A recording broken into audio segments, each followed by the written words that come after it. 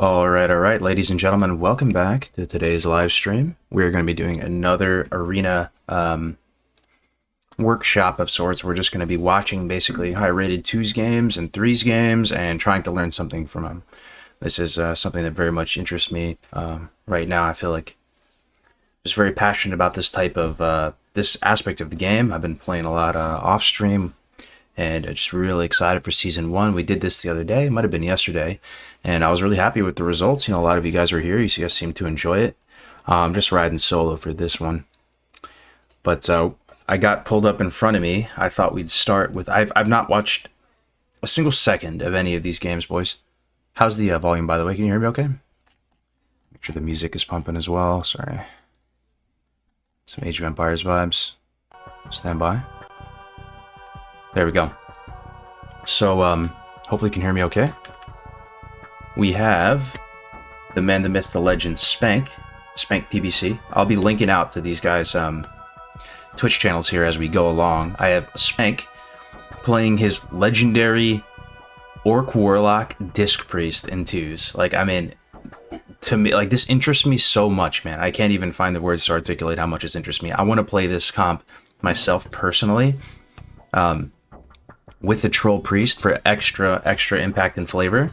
I'll be playing Roguelock Season 1. I plan on having multiple Warlocks at level 70, but this is for sure one I've got to experience myself. And we'll talk about, like, you know, why it's good and so on and so forth. But, yo, thanks for joining me today, guys.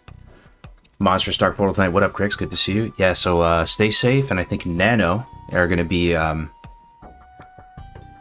tonight on the Dark Portal.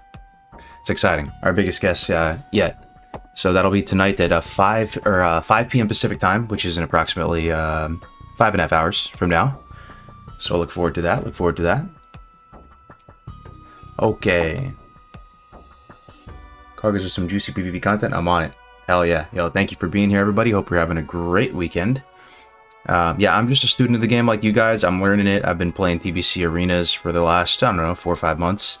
On the TR, I've been pushing on Windrunner. I can happily say that Brandon and I are glad ranged in both 2s and 3s. We've been playing Roguelock. It's effectively Season 2 on that server, so as long as the ladder doesn't get, you know, all wonky at the last minute, we should get it, which will be maybe the proudest thing we've ever done in WoW.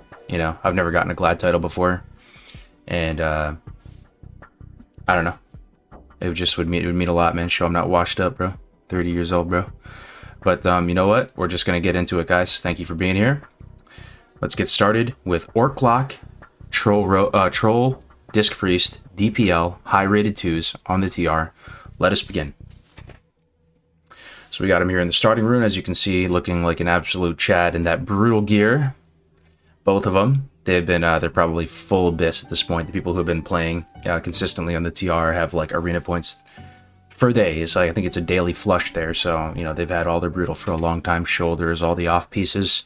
Mounts, some Warlocks. I know Shades has he just bought one of the melee weapons, like the brutal, like rogue swords, just for fun. But yeah, okay.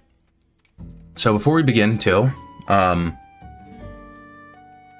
just kind of want to explain why I think this is so much fun to watch. So does anybody immediately think that Warlock Priest wouldn't be the best 2s combo? Right? What'd you think? Warlock Priest, that doesn't sound that strong. They're both squishy clothies. The only crowd control that comes to mind is fear. And so they're both sharing that same diminishing return.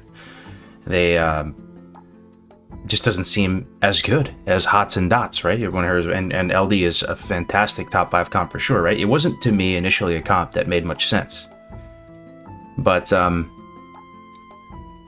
it's very powerful, and there's a lot of big brains. I don't know if it was Speank. It might have been Speank who was saying that he thinks it might be the best comp even in Season 1. So Season 1, people will say, is going to be predominantly run by like double DPS, and that has some truth to it, right? People are going to have the lowest Resil values that they'll ever have. But even towards the end of Season 1, for those of you like TBC, PvP big brains here, like, you'll still have like 300 Resil, right? Like, I mean, once you finally get that full S1 set, you might have like 350 Resil or 330 Resil. I mean, towards the end of S1, I think the DPRs, the DPLs, the LDs, like they're gonna rise up, man. Like they're probably gonna get the rank 1s, man. We'll have to see, but I'm very excited for season 1, thinking that double DPS is a play. Anyway, get to the point. DPL, Disc Priest Lock, is kind of like the caster equivalent, and I'm yoinking this from Azigod. This is not my juicy nugget here. This is Azzy's. I'm just copying verbatim.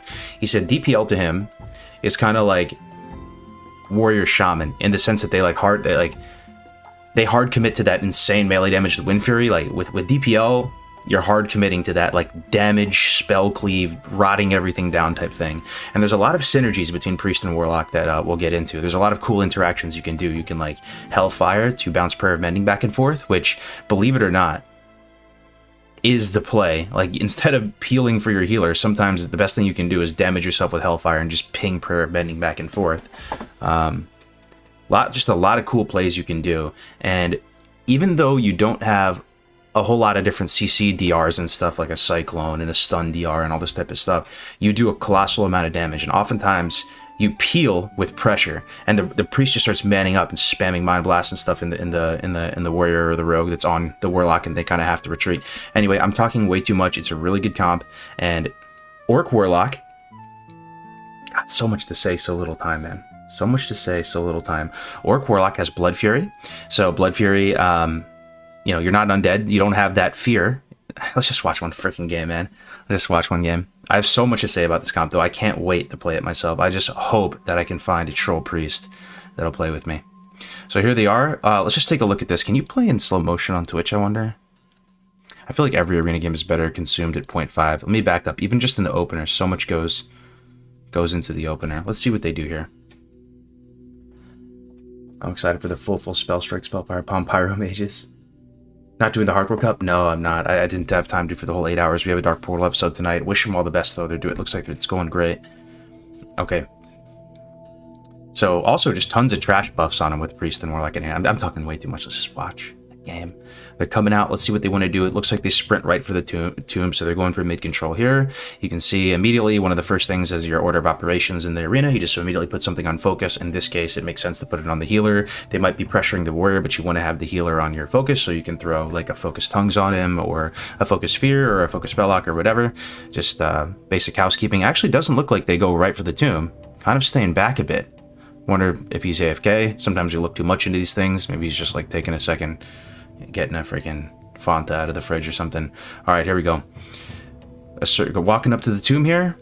First global goes into Agony. As you can see, there's no on-use trinket popped in the top right. You would see his little buff there if he popped the on-use. Warrior immediately goes into the Warrior Fear.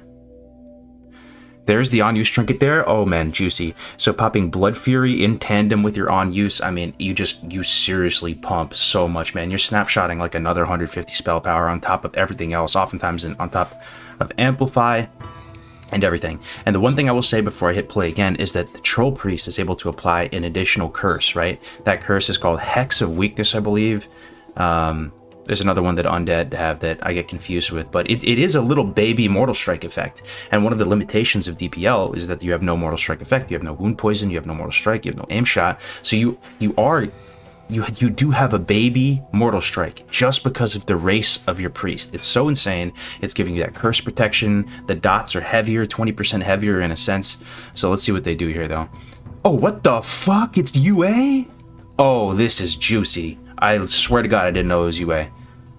He's going UA? Oh, this poor priest. Oh, you'll love to see it. You'll love to see it, folks. With the quad dot. Oh my God, it's so nasty. Does he get the immolate too? He's just gonna melt. There's no dispel. The priest can't dispel this poor warrior. He's getting absolutely melted like a hot knife through butter, dude. With the old unstable affliction on him. You'll love to see it. So, I mean, this is probably the perfect application of Unstable Affliction, though, right? Because you're against the priest, and all he wants to do when there's hots is just trade globals. Just trading globals to clean it all up. There's the Pain Sup. He can't remove any of these dots. There's freaking Hex of Weakness, making everything hit so much harder. Oh, I'm getting chills. I'm getting chills, boys. Warrior's fucked. I mean, Warrior's fucked, bro. We're actually about to watch some UA Speank? You're kidding me right now. This is actually hype as hell. Hope you guys are in for a good time. Yeah, like the stream if you do get a second. That would be great. Star Shark does a break shadow form. I don't think it's a break shadow form now.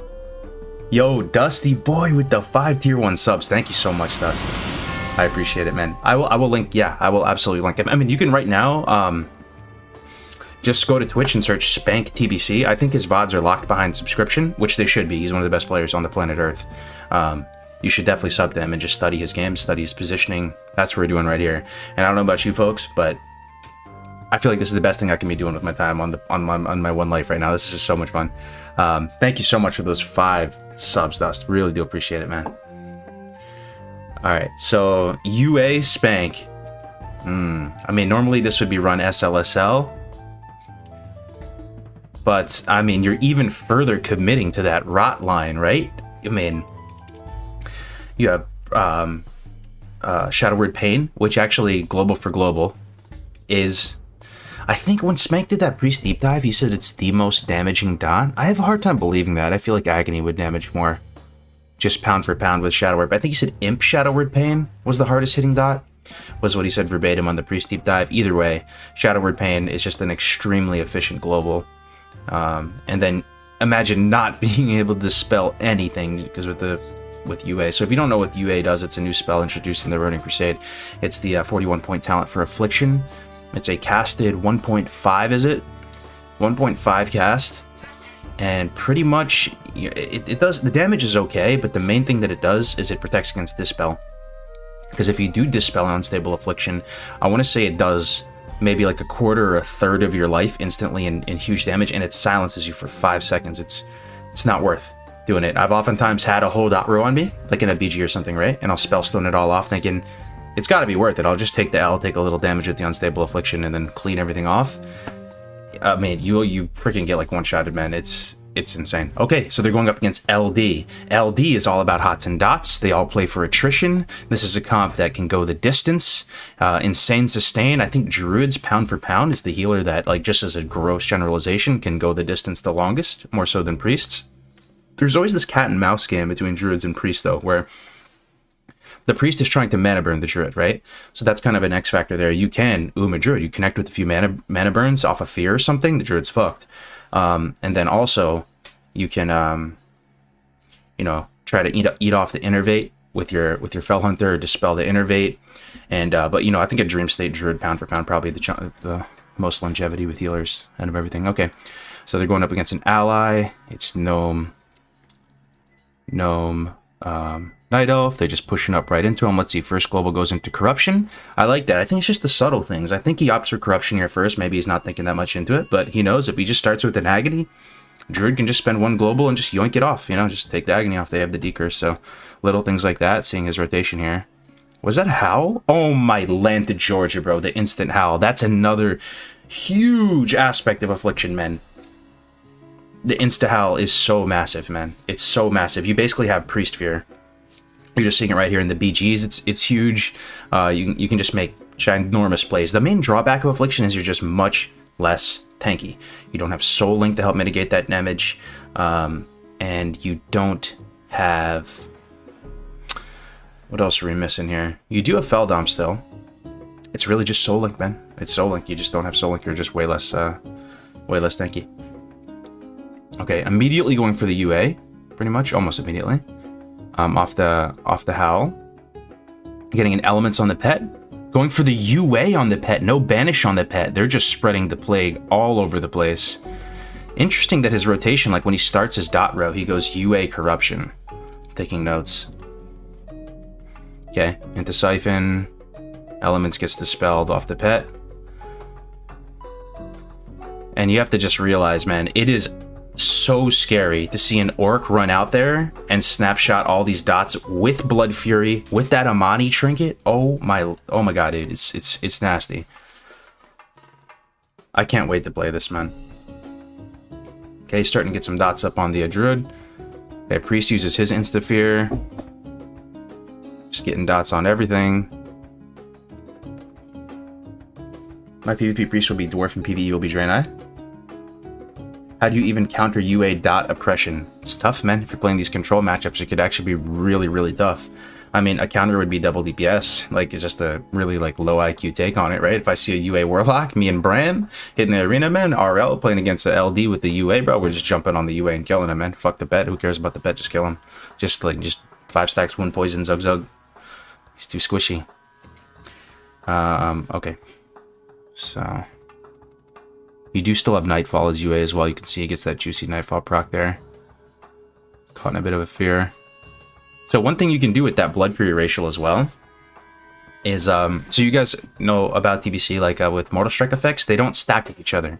So Speank gave the example on our Priest Deep Dive. He said, you know, if you played DPR with a Troll and Undead, right? Like your rogue would yell at you and get so pissed at you for using Hex of Weakness. Like you just could not use that because it does more than 1 stack of wound poison and healing reduction, so they don't stack with each other. It's the wound poison is basically just null and void at that point. So what I'm getting at is Blood Fury. Yes, it does give you a Mortal Strike debuff on yourself. It's one of the drawbacks of the racial, but it's got a weird upside to it. So you can time it. Like, let's say you have 5 stack wound poison on you, or if you have a Mortal Strike on you, you can time it and pop it super early, and then coordinate with your healer and go, okay, Blood Fury is about to fall off in a second here, get ready, and then it falls off. You're clean, you have no Mortal Strike effect on you, and he can blast you with a big NS or a huge heal or something like that. Actually comes in handy, and it's oftentimes the healer will call for the Blood Fury, not even the DPS. They kind of like know how to manage their cooldowns. So you can see the Warlock just blue beaming the Priest. Love this line. I do this all the time in a Warlock, maybe a little bit too much. I think I'm too excitable with my blue beam, the drain mana. I love to the enemy healer, and it feels like that might be the correct line. If the Druid's playing bottom and playing pillars and just really staying out of fear range, and they're playing the super long game, it feels better oftentimes to blue beam the healer instead of just watching him constantly dispel all the dots, right? Full fear coming out on the Warlock. You can see that Hex of Weakness just making all those dots so heavy. And I guess so that Hex of Weakness is giving curse protection. Also, you can see he's not opting for tongues on the Druid. That Druids don't really cast all that much. You know, they can do a lot of their healing just with instants, life blooms, rejuvenation, swift mend. So going for agony instead of tongues or anything like that.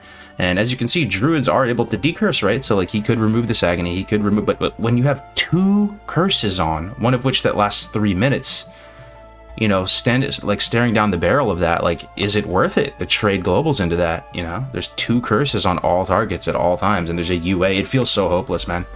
As you can see, they're just getting rotted away here. Priest still sitting pretty on mana, has the Shadow Fiend out as well. Druid just getting so low, UA ticking on him, just making the comp look so strong. You love to see it. I'd love to see them go up against, you know, a good double DPS though, to see if they do get punished by it. I think his Priest, by the way, is Rivah. Rivah is a good buddy of mine. He's an absolute legendary TBC player as well.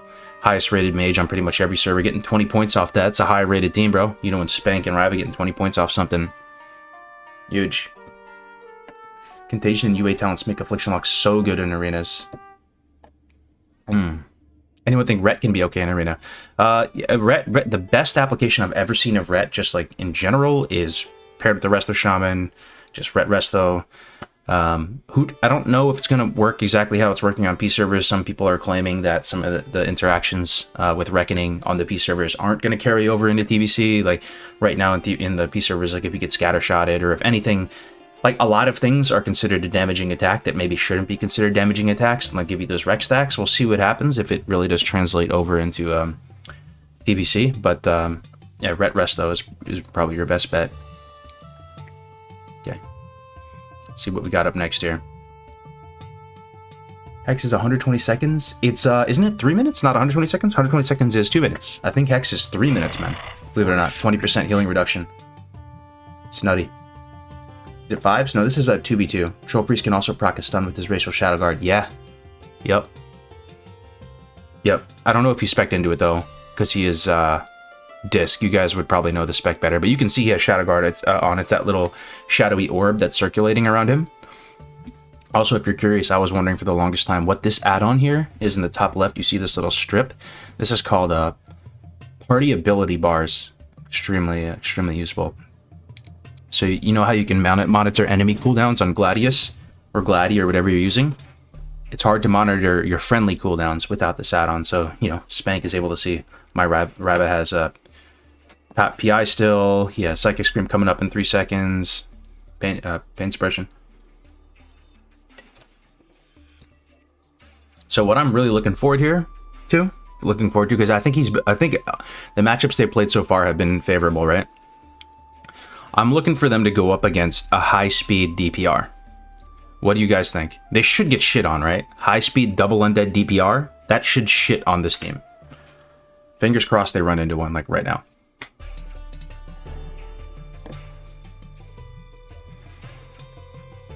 Two minutes? Oh, okay. Thanks for that. Best race for Warlock is Alliance. I mean, you don't really have... I mean, you have Human and Gnome. They're both kind of... just kind of in the same tier. They both have benefits and drawback, you know, pros and cons. I don't get too excited by either of the Alliance racials. Okay, so they're getting started here. Another LD matchup. Oh, they're playing Desp. Desp is a very high-rated Druid player. Plays with Ozzy WD a lot. He's playing LD here. I mean, a UA DPL has got to be heavily favored versus this. I feel like they just do... They just have stronger dots, man. They have stronger dots. The fact that he's Orc is... honestly, I do think it's kind of a factor here as well. Just the fact that, like, even in these early trades, you know, Rivah's given him PI for the additional haste, and he's just spamming snapshotted dots with Blood Fury and his on use. It's just insane. Like, the pressure has got to be so one-sided at this point. All the dots are connecting so much harder because of the X of Weakness.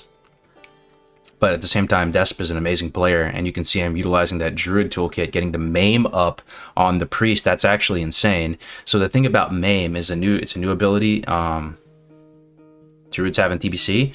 It's kind of like a gouge, but it doesn't break on damage. Well, it does, but it only breaks on direct damage. So if you have dots on him, right? If you have dots on a target and you maim them, and they get like gouged, those dots still continue to tick.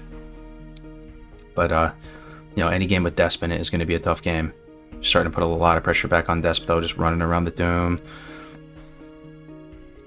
Keeping tongues up on the Warlock, so he is opting for that instead of Agony. It does feel worth it though. Just Warlocks do have to cast a lot. They are really heavily affected by tongues. You're casting Fears all the time. You're casting Fears all the time. All right, Rivah getting low, man. Rivah getting pretty low. PI's on cooldown. He has a new Fear up now. But look at the enemy team's mana. The Druid is totally right now. Rivah in a much better spot. Has the Innervate up. He's trying desperately to get it off with the Fell Hunter. Desp retreating to the safety of the starting room, trying to like preserve that Innervate a bit. See, they finally get it off there. So how much value did he really get from it? Maybe like a quarter of his mana. Seems like a pretty even game amongst the really, really good players at this point. I wonder who Warlock X is. I wonder if that's Tazar by chance. Or anyone from the TR might know. I assume that's some super high-rated Warlock god. Okay, Rivah getting really low. Druid keeping both dots on him as well, so it is important to keep in mind. Oh my god, they actually get the win off of him. Amazing. We're watching a game that they didn't win. I don't know, Desp is getting pretty low. An absolute slugfest right now. Druid totally out of mana. I guess it's still technically possibly winnable. We just tap him with a few blue beam. He has nothing. Innervate's already gone. There's no way Speank clutches this, right, though? That would be insane. Eating the full Fear as Orc. Yeah, I hate to see those. Desp absolutely just no mana on him. Yeah, it's not looking great. He does have Hellstone at the bottom right, so he's not dead just yet. Let's see if he uses it. He might think it's over already and he's just conceding. Okay, let me actually take a look at that damage there and see how they traded. It's Sprawl? No way! Sprawl, he's in the chat right now. I love this content. I am so glad, man. I am so glad. We're early to the party, folks. A lot of people aren't interested in arenas quite yet, but just can't help it, man. It's so much fun. I mean, everybody's talking about PvE, right? And talking about world first this, world first that. I can't help but feel arena is just so much better of like a way to demonstrate skill and finesse, and it checks all the boxes for me. I'm just really looking forward to it. Much more than the PvE side. I'm still gonna have fun doing the PvE stuff for sure, but god damn it, I keep switching it. All right, let me pause it right here. No, stun DRs in Classic is so bad. Yeah, you're kind of not wrong, bro. Okay. So let's take a look at the damage dealt. So Desp playing the Druid did more damage than the Priest. And the thing is, whenever you fight a Priest team and your damage is coming by way of dots, you actually kind of like would have done way more damage, but there's absorbs, and also the Priest is dispelling a lot. So like if I go play like, lock Rogue and I queue into a DPR or something, my damage on the end screen is going to seem very low because he's just constantly dispelling, and absorb damage isn't calculated here at the end screen. So Desp actually getting both killing blows, dealing more damage than the Priest. People oftentimes forget Druids actually do kind of pump, and they keep they keep 2 dots up on both targets, like the whole game. They're really good Druids, like they know how to squeeze it in, and that's Insect Swarm and Moonfire, and that will add up to quite a bit of damage. Healing done, absolutely insane healing out of the Druid, almost doubled the healing of the Priest. So insane. Speank dealing about 24,000 more damage than the other Warlock. That was a fun one.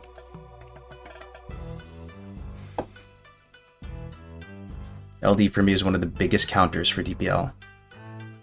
Really? You think so? Even as UA and stuff? Interesting. Interesting. Yeah, I'm loving it. I'm high rated, but currently playing Lock in TBC, X-Pack, and every arena in, so this is perfect. Hell yeah, man. It was great to have you guys here. I hope you guys are learning something. I'm learning something every single time we do this. Glad you're doing this arena review, brother, man. Very informed. So glad, yo. That feedback means the world, It really does, guys. It really means the world. Because, I don't know how much interest there is for arena stuff. I could just be in my own head. I'm constantly pushing on the Windrunner ladder and playing on the TR and stuff, but... Alright. You guys want to do... you guys okay watching this? Or we can go next. Like maybe let's do like 2 more games, and we'll go to another comp. Well, I have some games loaded up by Rivah as well, playing Mage. We got some DPR from Gucci. I'm having so much fun. Okay. Here we go. Not just you, bro. Arena's where it's at. Yo, you're not wrong, man. It's the ultimate way to like demonstrate skill and finesse and everything that everything you admire. Like when it comes to watching other people play WoW. Okay. Here we go.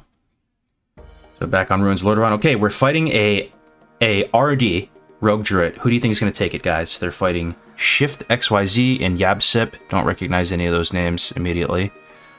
I'll tell you what, I played some DPL with Crix one time, just at the very, very early stages of learning Arena, and we had Speank watching over our shoulder for a bit, and the Rogue teams just felt so helpless.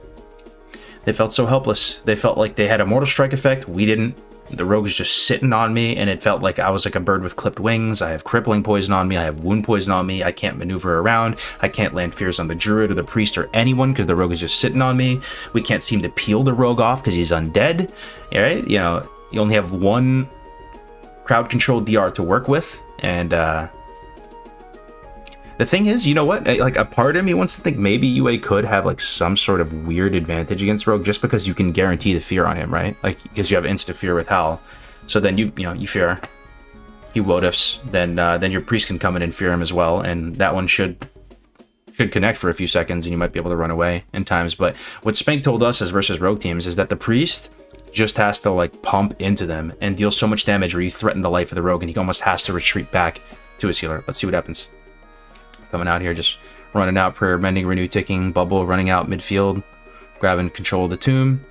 Rogue and Druid sitting in stealth. He's doing some weird Hellfire shenanigans. There's got to be something big brain with that. I learned about this. Okay, sorry, man. We're already missing shit. Honestly, the openers of games, I want to say, might be the most interesting things to watch out of the whole game, because they just make such a big difference. So let's try to take it like global. Any good TBC locks in chat? I got a question for RL versus the RD. Oh yeah, it's tough, man. I put a couple thousand reps into RL recently. I can give you my 2 cents on it in a minute here. Okay. So Rogue opens. A good Rogue can get the sap on Hellfire every time. It's just a longer range than Hellfire. Could be latency. So he does get the sap. It's the first thing that we can look at right here. Does get the sap. They're stacking on top of each other. Okay, still nothing has happened. Oh, so he... Oh, he gets the fear while still sapped. So as you can see, Rivah pulls the trigger on the Psychic Scream, actually connects with it on the Rogue. Great start for them, right? Great start. He wasn't able to open with a Garrod or a Cheap Shot or any of his little normal Rogue opener. So immediately gets the Wotif. Now, that is, like, no damage was taken, no pressure was applied, no poisons applied, nothing, and Wotif is already out of the way. You know, like, they'll probably just chill right now and wait till the next Fear DR. Let's see if they decide to half Fear him, now that the Wotif's out of the way. Just getting it out of the way, like, when nothing has even happened is probably just amazing, you know? Okay, first global from Rivah is Hex of Weakness, interestingly enough. So they're not doing any kind of dot that would... Okay, a blank... Yeah, Blanket Silence going on the Druid. Just cause. I didn't see, maybe he was casting something, maybe you guys saw. Going for the Fear on the Rogue. You can see the Rogue is targeting, with target of target, he's targeting Rivah there, so he feels like he can squeeze it off. He should have, you know, just Focus Kick available. Let's see if he decides to kick this. It is a DR'd Fear, so you might just let it run. Cancels the Fear. There's a Corruption on. Gets the insta-howl on the Druid. So huge, bro. Love that. Into an Unstable Affliction. Starting to get the dot row going. Shadow Word Pain on the Druid. Rogue still only has a Corruption ticking, which if you're going to have one dot ticking on a secondary target, it'd probably be that one. Just the idea that you can get a Knife Out proc from it, and it's... The Druid can't decurse it. Trying to get that quad dot up. Or should I want to say quint dot? You know, because you have 4 dots with UA, 5 with Immolate. Gets the Fear on the Rogue. Full DR Fear on the Rogue. Absolutely massive. Massive, massive, massive. Massive, massive, massive, massive. Rogue cannot do... The Druid cannot dispel the Rogue at all. No defensive dispel. Something happened. Yo, Caligula, thank you so much for the tier 1, man. 16 months, a year and a half. Yeah, love to see it. Thank you so much, brother. Oh, we CS the Cyclone. Got you. Got you, got you, got you. Oh, yeah, what happened to the AoE music? It just stopped. Let me restart it. Can you guys still hear the AoE music? Can't hear it anymore. Okay, there it is. Okay, let's go back. So yeah, the full Fear DR on the Rogue. Absolutely massive. They're going to get so ahead here. He's running off into La La Land. Let's see if he decides to Fear him again. Off the back end of this. No. So he might be able to... No, I think he got an Exhaustion on him there, right? So that keeps him in combat. That just keeps annoying the Rogue. So he steps back over, but he's just dealing with this annoying Exhaustion. Decides to heal the Pet a little bit. Pet was taking a bit of damage somehow. Siphon, Corruption ticking on him. Let's take a look at the healers, man. Rivah's sitting at about the same... Around the same as enemy Druid right now. Didn't look like they got as far ahead as I would have thought they would have gotten. With that Rogue sitting in a full Fear, you would have thought that maybe they would be able to connect it with more meaningful damage on the Druid. So, okay, here's another thing, too. Do they still have Trinket? No. Yeah, so Speank trinketed. I can't tell if Rivah trinketed anything. Doesn't say. But one of, like, the classic goes in TBC is just second blind. Second blind. Trinket's 2-minute cooldown. Blind's a minute and a half. So, as you can see, there's 50 seconds left on blind coming back off on cooldown. The Rogue Druid could just be... Oh my god. The massive insta double full DR Fear is just giving me chills, bro. You'll love to see it. Getting the... Oh! Rogue Trinkets. Rogue Trinkets that. And stops the UA. Let's see if Rivah decides to Fear off that into a half. He does. Yep, he's going for it. But as soon as that blind comes off, CD, you know, they could blind Speank and just make it go on Rivah. Not much he can do about it, man. It's just... Blind is insane. Always catch you on YouTube, man. Glad to be here live now. Hell yeah, brother. Layala in here? Yo!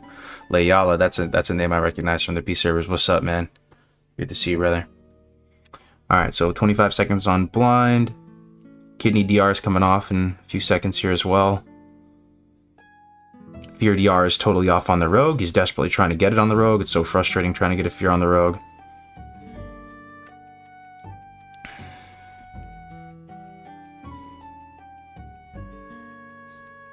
I'm looking for things that are interesting right now.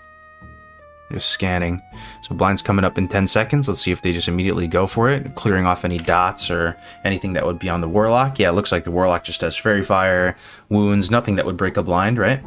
Let's see what they do. 8 seconds. Full fear on the Rogue here. Rivah running over to the enemy Druid. Gets the Psychic Scream on him, so that's another full fear. So even though they only have 1 CC to work with, right? They just have fear. It kind of looks like they still have some decent control, right? Like they're only using those fears when they can get, you know, great value from them. Like they're not just spamming fears into a target and DRing it and stuff. Like they're really like tactically using the fears, getting full fears on both targets. It doesn't look like they're winning necessarily though. I mean, the enemy Druid's is doing great on mana. Still has his trinket. Rogue's about to get blind again. Doesn't really look like they're winning this trade too much right now. Okay, Rogue getting back on Speank. He does have blind available. Let's see if he decides to use it. Maybe they're looking for a little bit more pressure, develop the battle space a little bit before they decide to use it. Throwing exhaustion on that Rogue again, just trying to slow him down. Doesn't have step, so you know, when Rogues don't have step, they're actually not the hardest thing in the world to kite. I mean, that's really the only thing they have to connect with you. Sprint, step. Is able to connect with some damage. Casting a UA on the Rogue. Getting it. Into a drain. How's Ellie in Arena? Ellie is good, is decent in 3s, and I assume they're pretty damn good in 5s, but you don't run into them too often. You should do a collab stream with Brotherman Death Camp soon. I'd be interested in a double PvP deep dive. Hell yeah, dude. Love talking to PvP. Okay. Yeah, I mean it's not looking amazing for Big Speank and Rivah. This is what I'm talking about. Rogue is just kind of sitting on you with damage. Gets the full fear on him. It's pretty big.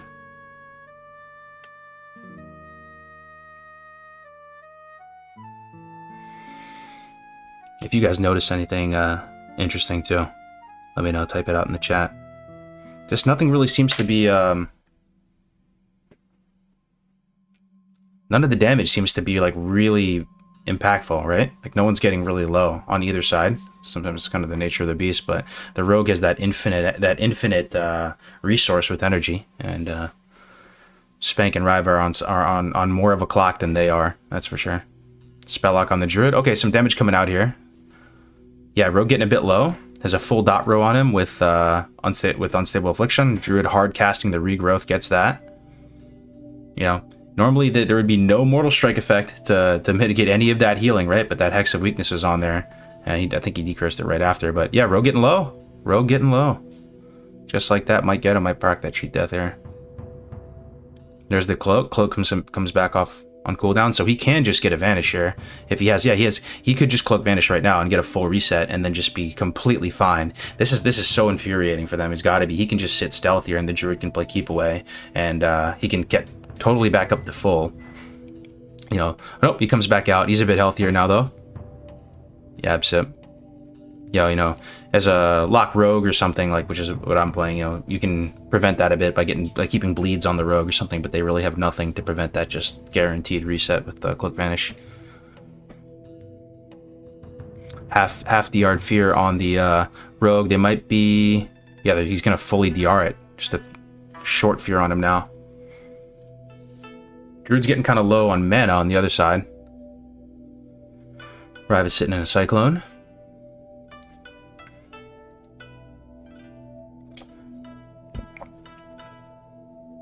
Fresh Siphon, fresh Corruption going on the Druid. Rogue just trained in Speank. He's trying to kite him away from the Druid, it looks like, so that the Druid has to come out. Vein Sup coming on Speank, so anticipating a bit of damage. Did they ever use that second blind? Doesn't look like it. Still off cooldown. Speank low on mana, but he's topped up. It's a really shitty situation as a Warlock when you're low on mana, but you're also like kind of not that healthy as well. I know it seems like a stupid thing to say, but like you kind of have to like be forward thinking as a Warlock with your mana usage, because then you reach a spot where you're getting tunneled, but you can't do anything because you have no mana. So you're telling your healer to top you, well, you know, so you can get some taps in. Okay, Druid taking a bit of damage there. Slow, Rivah cooking up a huge juicy greater heal on the Warlock. Didn't seem very great though, considering he's got 5 wound poisons on him. And the ad, you hate to see it. Sorry about that. Sorry about that. I'm not signed into my Twitch on this browser. Let's give it a second. We'll check back in on that in a second. So we also have some other games lined up, guys. We can watch some Rivah, the highest rated mage on most TBC servers. Good friend of the channel. We can watch him play some... What is he playing? He is playing... Oh, dude, is it Rogue Mage? Bro, Rogue Mage sounds like so much fun to watch, actually. You guys want to watch some Rogue Mage? Let's check back in with this one. The ads, we'll finish out that game with Speank and we'll watch some Rogue Mage. Rivah Rogue Mage's Pog, though. Check in with that. We also have Gucci playing DPR as well. We can watch some of this as well. How do you feel about not getting improved life tap talent? It really just depends on your comp, you know, like if you're playing DPL or something and you're playing for attrition a lot of the times, maybe playing LD or DPL, you would want the imp life tap talent because it just allows you to convert health to mana at a favorable exchange rate, and you just get a little bit more bang for your buck, and you for certainly are going to life tap throughout the matches. But for me as Rogue Lock, since we're all Zug, matches are over very quickly, like you don't really need it necessarily. So I'd opt for, I'd put those 2 points that you would normally invest there into you know, just some fell conk points or something else. But it's a solid talent. Okay. Full dot row on the Rogue and the Druid here. And the Druid's low on mana. Druid low on mana. Full dot row on both. This is now suddenly looking fantastic for Rivah and Speank. Both trinkets expended on the other side as well. This is looking like a kill, man. Look at that. That's lethal damage. That's lethal on board right there. Druid doesn't have the mana to heal through that, man. It's looking good. Speank's healthy. It's crazy how things just happen like that. Yeah, he's low on mana. Just the siphon on him. 2 life blooms cooking. 3 life blooms cooking. Yeah, those life blooms though, when they pop, should top him. So then, let's watch them pop right now. They're about to pop in like 2 seconds, and bang, he's back full in 1 second here. Nope, he's refreshing it. So that's the thing with life bloom. It's a super efficient heal. Druids almost like always have life blooms rolling, and you can kind of, they do provide like healing. What is it, every 1 second or 2 seconds, guys? Life bloom, it ticks very frequently and just gives you a little tiny trickle of healing, and then when you need it to heal you, you can let it just go its course and it'll blossom and heal you for a big chunk. So you can time it so that you know, like when you're sitting in a kidney or something, they pop on you and they keep you alive. Also, like conversely though, if you have a bunch of life blooms cooking on a target and you see they're gonna pop, you can like cyclone that target, and then the life blooms will pop while they're cloned, right? So then they won't receive the healing from it. Yeah, it's a really awesome ability. It looks like we're nearing the end though, and just looking strictly at the health and mana values. Okay, Innervate coming on the Druid with 2 offensive dispels though. They should be able to get that off pretty quickly, huh? I'm surprised it's even staying on for this many seconds. Look, you see the Devour Magic coming off, and it's off. So that's the amount of mana the Druid has. If I'm Speank here, though, I might just hit him with the Blue Beam right now as soon as he's in caster form. Fear? Maybe let's see if he hits him with the Blue Beam.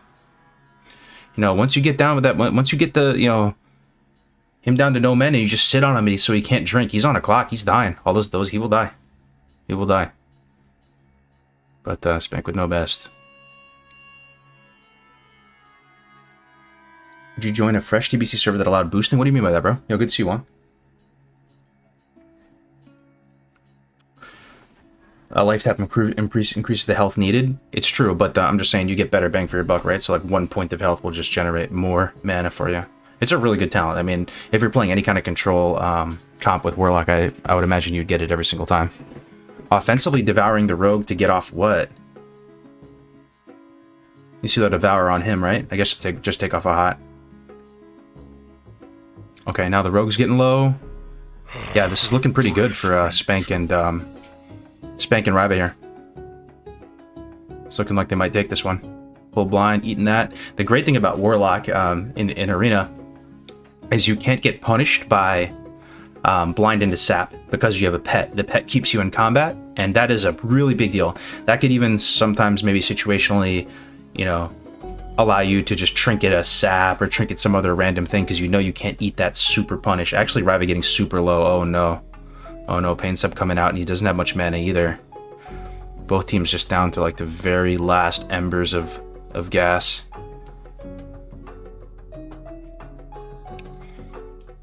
Just a mini baby Fear on the Rogue trying to peel Rivah just a little bit. Maybe he can squeeze off a drink for a little bit. Just a few ticks of drink. That might be what he's doing back in that last room. Gets the step on him, which is unfortunate.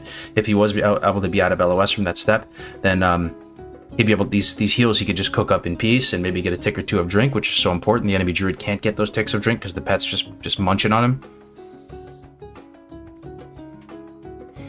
Use Prayer of Mending balancing with Hellfire as well, which is apparently really efficient healing, and it's something that you do situationally as well. It's interesting that he still casts Unstable Affliction first on the Rogue. Curious your guys' thoughts on that. I don't know if it's the most pound for pound damage you can do as far as dots. It's also got a cast time on it. Maybe it's the one that's the hardest to connect with, and he knows everything else is an instant. Maybe that's going through his mind right now. But there is no threat of Dispel here on their team. So Rivah totally I wonder if he's drinking in that room to the left. That's got to be what's on his mind right now. He's totally out of gas. It looks like the Druid and the Rogue are just like kind of committing all in, trying to stop the drink. And yeah, I think he got a tick or two of drink. You see that? His blue bar just ticked up just a tiny bit. You know, that could be the difference. That could be the difference here. Shadow Fiend on cooldown. Druid, It's a close one, folks. Spank's over here chilling, man, with the life taps. No, not a worry in the world, not a care in the world. He knows he can get the resources he needs to keep fighting. Going for the palm bouncing as well, I believe. Unless he's just pushing damage with Hellfire. Because Rivah's sitting in a full kidney right now. Is this like the most damage you can push if you just sit on a Rogue with Hellfire? Does that prevent a vanish or something? I'm not sure. So many big brain things here. It's tough to know. Either way, man, it's looking good. It's looking good. Full Fear on the Rogue, no trinket. That's got to be game, set, match, right? No, he got out of it somehow. Just break on damage or what? Full Fear on the Druid, no trinket. Yeah, this is the end. There's no way somebody doesn't die here. There's no way. It's impossible. No trinket, Full Fear on him. He can just fear off that as well. Another 4 seconds. Rogue's dead. Yeah, that's it. They got it. Hell yeah. Well played to the boys. Speank and Rivah clinching it out. DPL versus LD as a UA, mind you. Yo, 51 Resident, thank you so much for the tier 1 sub, my friend. 8 months. You love to see it, brother. You love to see it. Thank you so much, 51 Resident. Let me shout out Speank as well. If you guys want to throw him a follow, we're going to move on to some other games now.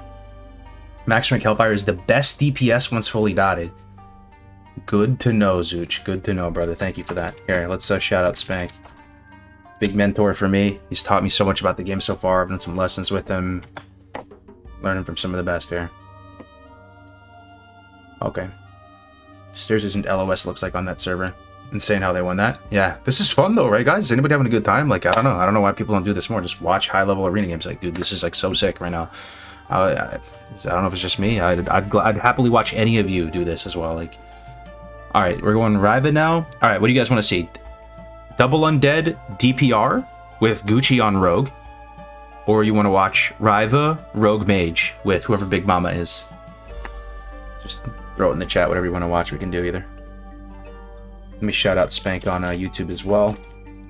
This dude is the absolute like LeBron James of TBC arenas right now.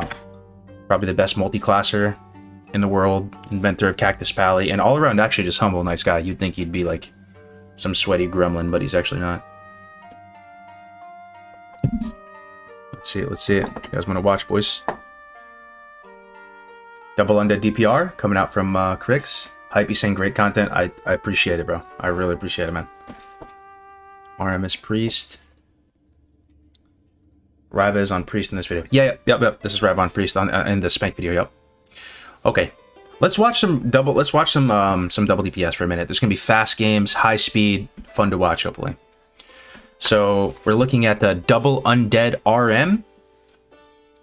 Both Human Gnome RM and Double Undead RM have their merits. I want to say Double Undead has the edge, though, like, all things considered, gun to my head. Like, I do think... I mean, Perception is amazing, but maybe it's my Warlock showing. I don't really fear it that much. If anything, I look forward to fighting Alliance teams, but... I don't know. Just being Double Undead, being able to just be that much more aggressive with positioning, not having to worry about Warrior fears, not having to worry about Priest fears or Warlock fears. Like, you can just go full Zug and not have to worry about it, right? And not have to worry about maybe throwing a CS on the enemy Warlock or something. Okay, here we go. Holy shit, this is actually awesome. It's Rogue Mage versus Rogue Lock. Rogue Lock is like my forte. That's the thing that I've put a couple thousand reps into. And I feel it's favored from the Rogue Lock perspective. I may be a bit biased, but our general strategy on this, on specifically Ruins, is to basically, the Rogues play this little mini game, right? They're both in stealth. They're waiting for the other one to make the first move. As the Warlock, you feel quite comfortable taking on the Mage. So like your kind of strategy here, you can play it a couple different ways. You can send your Mage out into midfield and try to get a Devour Magic on the Mage, play with them a little bit, get in combat, prevent the sap on yourself, right? And if you can connect with the fellow hunter, a lot of times it does feel worth doing it. Because, you know, every few seconds you're taking off a big buff like AI. You're getting some damage, some meaningful damage in there. You might get an Ice Barrier off or something. But at the same time, if you extend your Fel Hunter too much, the Mage will start killing it. If it gets too low, it can be a bad thing, you know, because then you can start recasting your Fel Hunter, and then the Rogue may prevent you from doing that and actually decide to jump on you if the Fel Hunter's low enough, and the Mage will finish it off, and then you're down a Feldom, and basically it can backfire on you. Or you can just run out into midfield like a Chad, assert, you know, control of the tomb, and try to get a few dots on the Mage and just start playing keep away from the Mage. Wait till he starts spell stealing you, then take off your Void Sack. Like there's, basically, we're gonna see the. Oh, what the fuck? It's not Rogue Mage. Oh, I'm so stupid. My bad. Oh, all that fucking time, bro. It's not even Rogue Mage. It's Rogue Priest. God damn it. I wanted to see Rogue Mage versus that. Fuck. Alright, anyway. So actually, this matchup as Double Undead DPR, it feels quite bad for the Rogue Lock. We've had the most success on this of just basically jumping on the Priest. So what we do on this map in particular, is we sprint across the map. My Rogue partner says just get to the Priest. Right? Get to the Priest. Enemy Rogue will sap me every time. It's very scripted. Saps me right about here in front of the stairs. Right? Enemy Priest pokes his head out, cleans me up, takes off my underwater breathing, lesser invisibility, fire shield, void sack, whatever. It doesn't actually matter getting stripped down that much in this comp. Rogue opens on cheap shot. Then friendly Rogue will be very, very quick on top of that. We'll cheap shot the Rogue back, cheap shot into a gouge, into a kidney shot. That's like 12 seconds of CC. That'll allow me to get to the Priest, get right up in his face, amplify all my dots on him. We're going to be trading globals back and forth. He'll be dispelling the dots. I'll be reapplying them. Just getting some momentum cooking on the Priest, right? And then my Rogue will come over. After he puts that final kidney shot on the enemy Rogue, he will come over. He'll start working on the Priest. The enemy Rogue at that point has a choice. He can either peel me, peel the Rogue, or attempt to peel both. They generally try to peel the Rogue if you're playing Rogue Lock here. So he'll jump on the Rogue with a cheap shot, kidney shot. Now at that point, if we've done no damage to the Priest, and really no momentum is gained, I might consider coiling him. Coiling the Rogue off my Rogue to stem damage and prevent that kidney, or coil him when he does the kidney. Or throw a weakness, or just try to fear. Either way, I'm talking a lot. Let's just see how it goes. Let's see if they just sprint at him or not. Sending the fellow into here, trying to get in combat with the Priest. Rogue should sap him here, right about here though. Okay, he's just opening on him on cheap shot. So this is a pretty, I mean, it's pretty standard. Cheap shot. Look at that. So the enemy Warlock not trinketing the kidney shot? What the fudge? What are you gonna trinket, bruv? The blind? You're not gonna trinket the blind, bro? That's a mistake, man.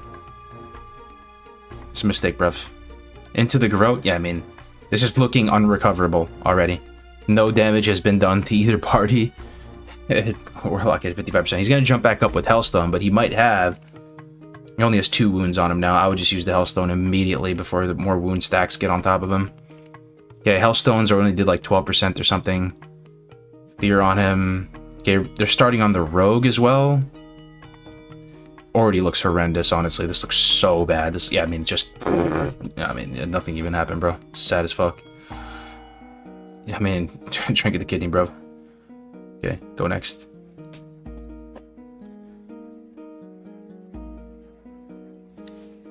thumbnail at the bottom is misleading? What do you mean, bro? Oh, you're saying, oh, it says TBC Mage. Yeah. I mean, Rivah is actually a really good multi-classer as well. He can play tons of stuff as well. Yeah. Would any of you join a guild that tells you you have to get add-ons to be in the guild? Yeah. You're gonna play with no add-ons, bro? Like nothing? Like no DBM? Like no recount? No threat meter? Like, come on, you need threat meter at least, bro. Okay. So it's another DPR game. These are pretty fun though, right? Let's see. Oh, skipped too far. Yeah, we'll just watch it unfold. Hope you guys are having a good time, having fun. I'm sipping my coffee here. It's a beautiful Saturday. We got Dark Portal later tonight with Stay Safe on there. I think Nano's going to be on there as well. It's going to be a hype episode. We're going to be talking about the beta, the current state of affairs with TBC Classic, everything going on. So 5 p.m. PST. All right.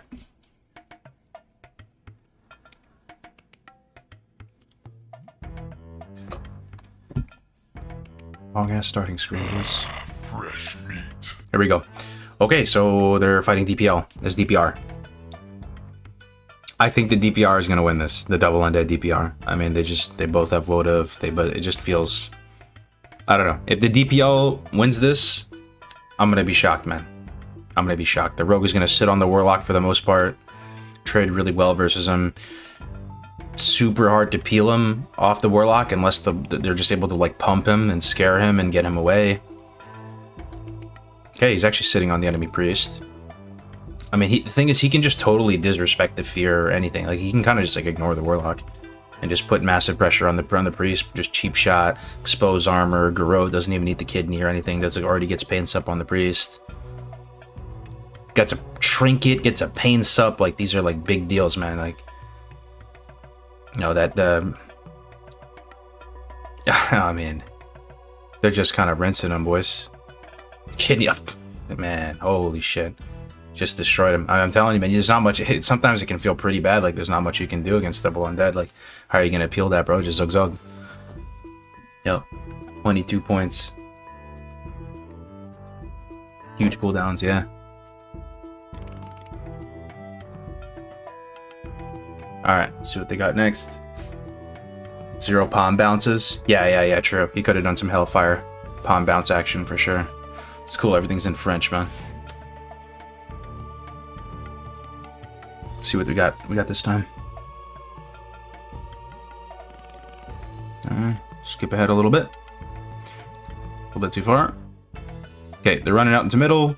Okay, DPR. Oh, ooh, not DPR. Check it out, boys. Shadow. Who's taking this? Predictions? Shadow Priest Rogue versus Double Undead DPR.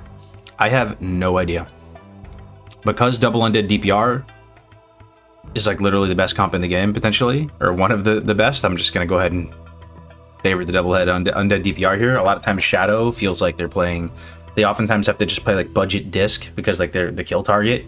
So instead of just pumping with vampiric touch and living their best life and stuff, like they're just like running for their life, trying to like survive with playing budget disc. Let's see. Running out to the tomb here. Let's see if there's any saps going out on anybody. Okay, gets a sap on the priest and gets the enemy rogue out. That's pretty pog right there. That's, he had to use a vanish, right? Burn to vanish on the rogue? I don't see the vanish animation. Did he just get a re or what? Maybe he just saw him for a second. That doesn't... Isn't there like a little poof when they vanish? I don't think they got the vanish. Either way. Sap on the shadow. Gets him out again. Look at that. Dispelling him. Cleaning him up. Rogue starting heavy on the enemy rogue. Into the fear on the shadow. Into the Wotif. Gets the Wotif there. He's probably just going to blind him. Get trinket. I would imagine. Tossing the blind. Okay, he swaps over to the shadow now. Rogue just doing whatever he wants to do. Living his best life. DR running out on fear soon. Trinket from the rogue. What, did he blind him there or what? Either way, look, this is what I'm talking about. He's just playing budget disc right now. He's just going shadow, just bumping him, and not even in shadow form, bro. He's like literally just playing budget disc. I'm telling you, this is how it feels, man. He just says he wants to be a big shadowy Chad. He's just running around pillars for his life. Okay. To be fair, I mean, Shadow Priest Rogue is a solid comp for sure. I mean, there's like some videos you can find on YouTube of them playing, playing it on various servers at 2200 and beyond. Okay, we got DPR versus RD. I think RD actually is probably has a slight edge. I've asked around a bit, and most people seem to think that RD does better. Let's see. So Priest gets sapped. Find the enemy rogue and open cheap shot kidney shot on him. Doesn't trinket a thing. Makes sense though, right? Because if he trinkets, they could just punish it with blind into oh yeah, he would have there. He would have there. Okay. So now he's starting on the enemy druid. They're both training the other healers. Rivah eating the full kidney shot. 5 wounds on him. Probably feeling quite scared. I think he still has pain sub though. I didn't see it go out. And some heals out. PI, what, just like this spell? Oh, it was a rest token. Yeah, rest token rogue. Another kidney shot on the druid. Druid's still having trinket. Really just being stubborn with that trinket. Connecting with a lot of damage. Rivah pushing damage as well. Rogue feeling scared, going back into peel mode, trying to help his druid live. Rivah popping the Shadow Fiend just to push damage, just push back. It kind of slaps like a decent bit. It's not like Water Rally, but if you're trying to kill somebody, pop it. Okay, so what's happening right now? Where's the... Oh, okay, I see. So now Rivah's friendly rogue is peeling him, kidneys the rogue. And trying to go for a re here, walking around the tomb. Probably doesn't have Fairy Fire on him. If he does, he could dispel it off. Let's see if he gets the re. Not sure what's happening. Just kind of like letting him get assaulted here. Full Fear going out in both. No Wotif out of the way. He has to eat that. Or no Wotif, no Trinket. Can they sap off? Ooh, the sap off. Yo, that's a PogChamp right there. Sapping the rogue out of that's huge. And then, can they do anything off that as well? I guess they can't. Oh, into the MC? Oh, beautiful, bro. Oh, killing his own teammate with the rogue, dude. That's insane. See, I don't play many other comps. I'm still learning, right? I didn't even know about these interactions. That's actually so sick. You can see like why people are scared to trinket, right? Because you trinket the wrong thing or whatever, and then you just like done. The whole game's over. Like there's just chain CCs into you. That was so nice, actually. So sick. Yeah, super pog for sure. Yeah, DPR games are more fun than I thought, man. SPR favorite? Oh, you think so? Wow. All right, let's see what they got up next.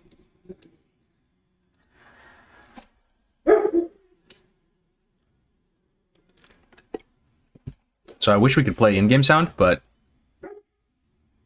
Oh, it's muted anyway, because there's music. There's always music in these PvP games. I wish upon a star we could get saps the enemy rogue. Oh, the best blessed opener you could possibly ever imagine, man. I don't know if you pre-vanished to get that or what, but saps the rogue, druid out in the middle. I guess he's in bear form, but I mean, this is as good as it can possibly be. It's like made full value out of the sap, getting pressure on the druid, stacking up wound poisons, gets crippling on him. Decides to go for the kidney. Instead of, just pushing damage with like a Vis or something like that. Blind on the rogue, gets the trinket, okay? So enemy rogue starts peeling the rogue, gets him into a fear. What the hell did he Wotif? Why is his Wotif down? I guess he... What did he Wotif? I don't know. So second kidney on druid. Putting in damage. They feel like, pretty far ahead here. Fear is going to come off cooldown in a second. They'll be able to land another full fear. No Wotif. Yo, like the rogue is just... No Wotif. Can he MC off that? Can he do something off that? No, it doesn't look like it. They're just zugging the druid a bit more. Rogue might get a re, though. Shouldn't they put something on him to stop him from getting the re? He didn't get it regardless. But, a dot or something. Druid in big trouble. Still has Stomp clone, though. Right, he has Stomp on him right here, so he could potentially peel. Still has Bash as well. Still has NS as well. Yeah, so he's actually kind of fun. Yeah. Okay, full sap on the priest. Druid getting the eye, which is good and bad. When you get the eye in TBC, you actually take more damage. but I don't know if that's going to be too impactful here. He still has a lot of his defensive cooldowns. Going for the Cyclone on the Priest. He might do his little Druid Wombo combo of CC. He can Recyclone off this, maybe into a Bash, or... Nope, just playing peekaboo behind the pillar. Full blind on the Druid. Oh, full blind. Oh! Oh! Can he sap off? Oh, baby. Rogue in trouble. Oh, baby. Into a Fear, into maybe an MC. Oh, baby. Now we're cooking. Rogue dying. Rogue in huge trouble. Full kidney. Can he do something? Oh, NS. There's the NS. They couldn't CC him off that at all? Why didn't they go for another CC on him? Couldn't he, like, MC him or something? Maybe they just know they're ahead and they don't... All he needed was, like, 1 more second of uptime. He probably would have died right there. Man, Druid, the freaking juiciest nature swiftness of his life. Can't believe they didn't kill him there. Wow. That's insane. Let's see if he just goes for a drink here. Yeah, deciding to go. Man, almost had him that time. Fuck it. Let's just drink, reset. We go again. He faked Fear before, so Rogue wasted Woda. Oh. Gotcha. Gotcha. Okay, so here we go again. Let's see. They're basically like kind of reset.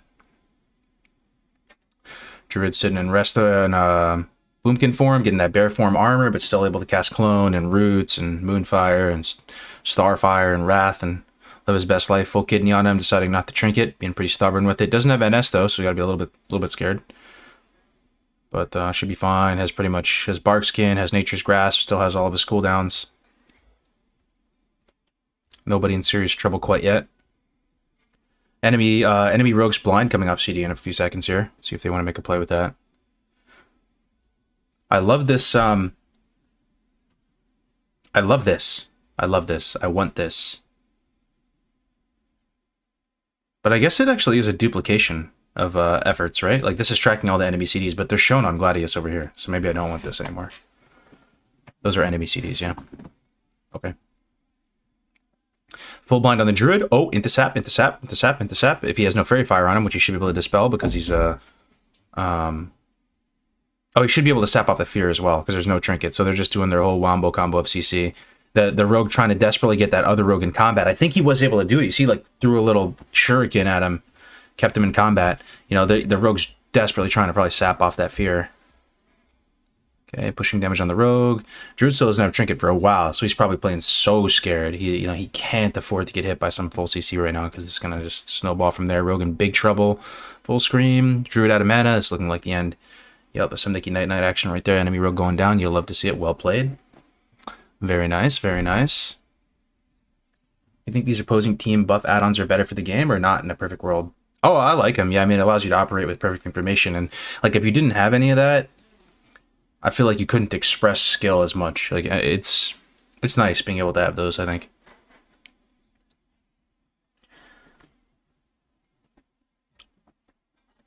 All right.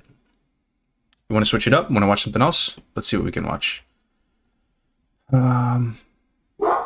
He's playing Rogue Priest this whole session, maybe. Rogue Priest. Ooh, threes. Want to watch some threes? Some threes, boys. What is this? W? Oh, double melee? What do they call this? Warrior, Rogue, Priest? I heard about this. Navik was telling me back in the day in TBC, like this was like a revelation where they would run double melee. Like it was this new like development in the metagame of TBC back in the day. And some guy like pioneered it and became like kind of famous for doing it. I don't know if I've ever played against another team that hasn't, like, the double melee that hasn't been turbo. Interesting. We'll see what happens. What server are you playing on TBC? I'll be playing on Bloodsail Buccaneers, my friend. Where's all the Palm Pyro mages? Yo, what up, Instacraft? Good to see you, bro. I had this epic series against Instacraft, and we were doing our Glad push. We're queuing into each other like how many? 10, 12 times? Something was close, man. It was back and forth. Back and forth, bro. It's great to see you, man. I'm excited. We're going to do a Palm Pyro Mage deep dive at some point, guys, next week. It'll be fun. Palm Pyro might be good season 1. It might be good all seasons. Looks fun as hell to play. Okay, sorry, I missed the opener here. So, all right, bring it down a little bit. Threes, I really feel like you have to watch threes in like 0.5. Okay, so they're up against an RMP, pushing up to this ramp. I mean, they're up against an enemy rogue, which is always just makes you feel uncomfortable because you just really try not to get sapped. Like, I swear, man, you get sapped, you feel like you're just on such the back foot already. Irreversible loss in tempo. Let's see what they decide to do out here. Oh, they have a rogue as well, though. Yeah. So they're plotting, they're planning, they're shielding. Really curious to see how this develops. Who goes first? I mean, what do you guys think? Who's winning this before we even play it? RMP versus this double melee cleave. Blood Elf Rogue on the enemy team. Interesting. Okay, Warrior walks out into midfield, gets sapped. He's probably in Zerker stance though, so he could Berserker Ridge it off. I'm actually really surprised that he doesn't just immediately go for that shout play. You know, it's a very small, like, rogues hate sapping on this map. They absolutely hate sapping on this map. And I think a lot of times they're better off not even going to the bridge because it's just so predictable. It's just a bridge. They have to sap. They're on the bridge. A lot of times they'll just sprint out on their mount either this way or this way and go into stealth and then try to do it that way. But on this map, you'd imagine the Warrior just immediately Blood Rage, shout, try to get the rogue out. Maybe doesn't care though. There's the Blood Rage. There's the shouts. Somehow they got the rogue out. Okay, so they're going rogue. Hamstring on the Blood Elf Rogue. Starting rogue.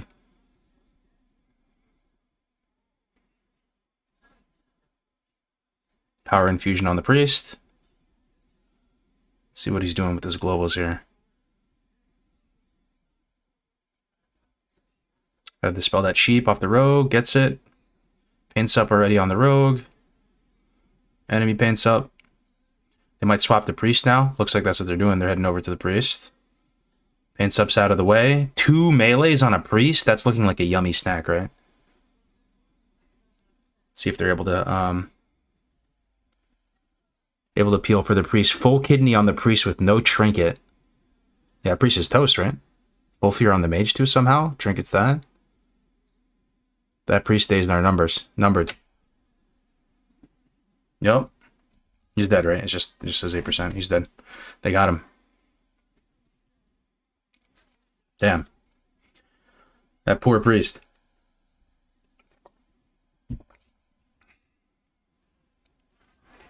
Spam dispelling plus PI is common for mana management. The other rogue using deadly... I wonder... I saw that, bro. I saw the icon pop up. Yeah, is that like big brain or is that like some troll shit using deadly poison? Sounds like some troll shit. Because deadly poison ticks over time, right? And like you're playing a team with blinds and polys, like that's some troll shit. And he's playing Blood Elf Rogue. I'm inclined to say that's just some troll shit. And he's a Blood Elf. Yeah.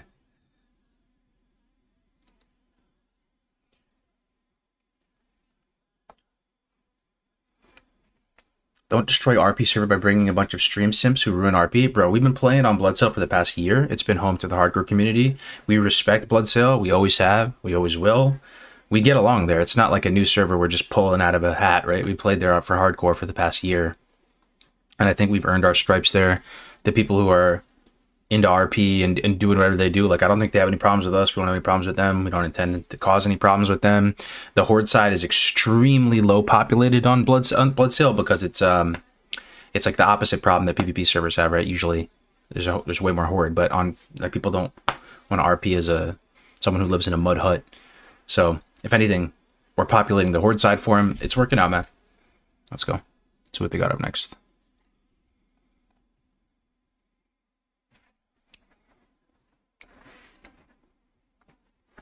Our Orc Rogue's decent. I don't want to reroll. I don't know, man. I at least IMO. Who am I? But I think Orc is probably the race that's most important to be undead. You hate to see it, right? But maybe you love to see it. IMO, it's probably that though. It's probably the most important race to be undead. If you see a non-undead rogue, like so many lines open up. All right, let's just skip this one. This is a pretty easy match. But in the right hands, I mean, there's no reason why you wouldn't get like Gladiator or whatever. Like you could do it with Orc 100%. You might have to play more games. You might lose some tragic games, but you just play enough games. You hang in there. Like you should be able to get there too. You know, if you put Mir or Fresh meat. who else is an insane rogue? Fresh meat. But damn, I'm blanking on all the insane rogues, bro. Name some other insane rogues, guys. I mean, put Rek, put Mir, put Inquis, put them all on an Orc road. They'd probably do just fine, you know. But it still doesn't take away from the fact that playing an Orc rogue would feel pretty rough, I think. Just sitting in fears all day. Yeah, Pretender, yeah, for sure, man.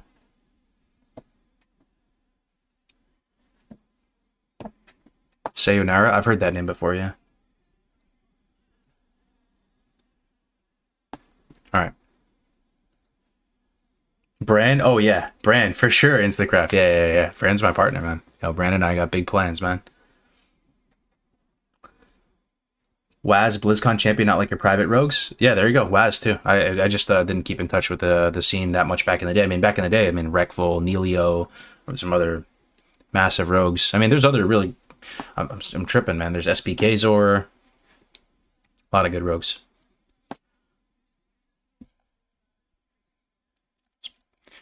Let's fast forward through the starting screen. Hopefully they find a new team here. All right, new team. So they're playing RLD. So I don't know what to think about RLD. I don't know if you guys have any thoughts on it. It kind of just seems like a worse RLP. I feel like just Priest works so well with Rogue that I guess Druid works so well with Rogue. I'm probably just scratching the surface with understanding the nuances to both, but I see RLP as like a very high octane, fast matchup. Run out there, sap one, blind one, zug one, Priest offensively dispelling like crazy. And you kind of see the Roguelock synergy. You can play Roguelock in twos. Then you have this Druid thrown in the mix.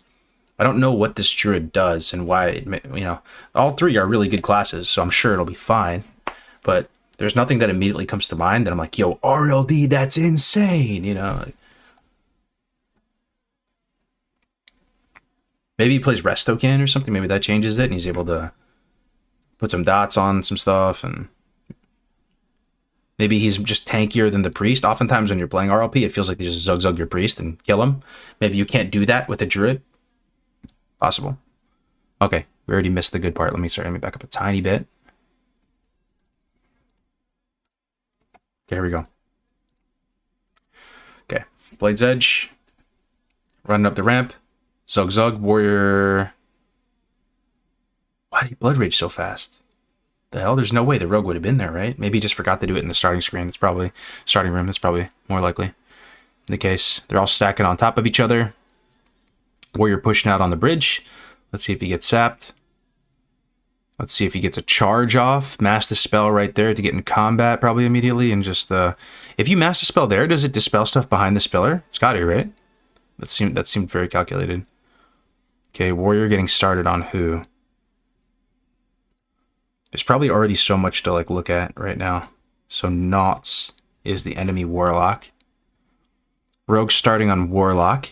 Yeah, that's already interesting. Usually a lot of times me playing a Warlock, I'm the least attractive kill target a lot of the times. But I think maybe in a double melee comp similar to Turbo, when you fight against a Turbo or something, they target you as the Warlock. But Turbo is usually played with Enhanced Shaman, Warrior, and Druid. So they don't have that. Anyway, I think when you play double melee, for some reason it makes Warlock a good kill target, or a better kill target. So they're starting Warlock, Garrote. They're going on the Priest, so Rivah's getting opened up on here by the Rogue. Trinket's the Kidney, so they get that. Full dot row on this Priest, 1 wound poison. Oh my god, the Druid eating a full blind here. I don't know what he trinketed. That's tragic. That already right there is game, right? Just sap off that, he's in... Yeah, he gets saps off that. Pff, yeah, GG. Nice. I'm not gonna lie, if I was on the other team looking at Warrior Rogue, Priest? Like, that actually sounds kind of scary, man.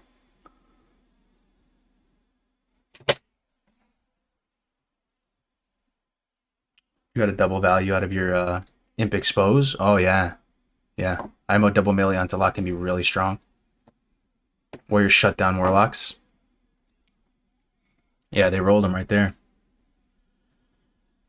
Yo, what's up, Yellow Tonka? Good to see you, man. FYI on beta, at least you can stack plus hit to counteract Orc stun resist. If you have 20% hit, Orcs won't resist your stuns. 20% is stupid high, though. I know, but I'd say it nerfs Orcs quite a bit.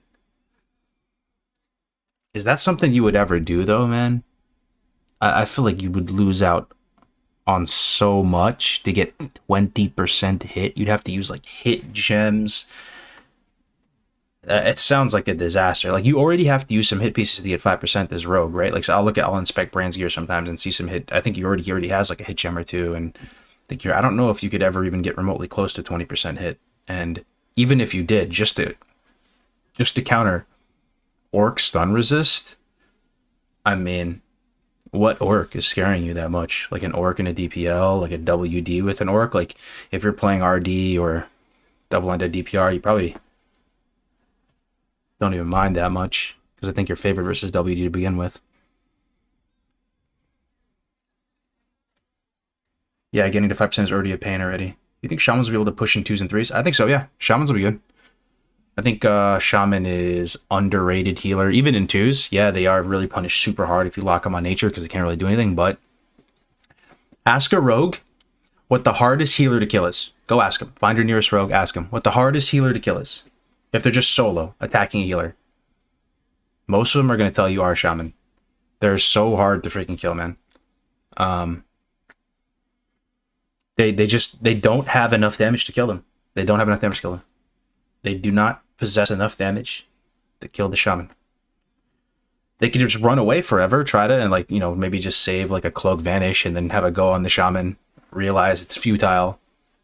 Cloak Vanish, run away, bandage, cannibalize, eat up the full, go again. But it's the Shaman has this passive healing talent below 30%, and it procs all the time. Every 5 seconds, it procs and heals them for a whole bunch. They have a ridiculous amount of armor with the shield on.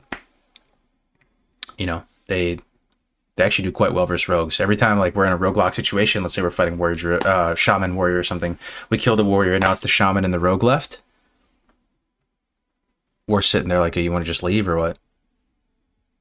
I destroy rogues 1v1 on my H-Pal. Orc R Shaman 100%. Anyone saying anything else are clueless.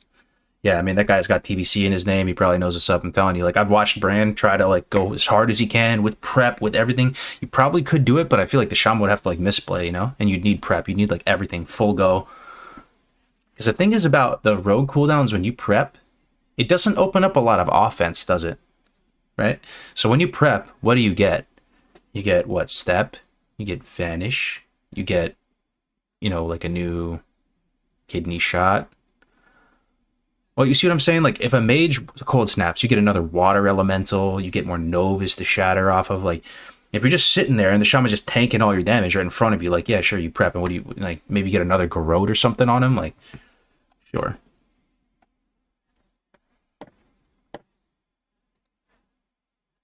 Yeah, it's not realistic, but it's just a mechanic that P servers don't have. Also work for Priest, 15% fear resist. Interesting. Interesting. Okay. Let's maybe you want to keep watching this. I think these 3s are pretty interesting. The double melee cleave. Let's watch another one.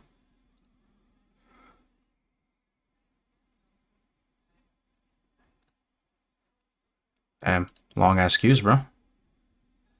Okay, there we go. They're in one now. Anybody recognize any of these names? Gross, Berta, QSQ, Rogue. Let's go 2x until they get out of the gate, then we'll go 0.5.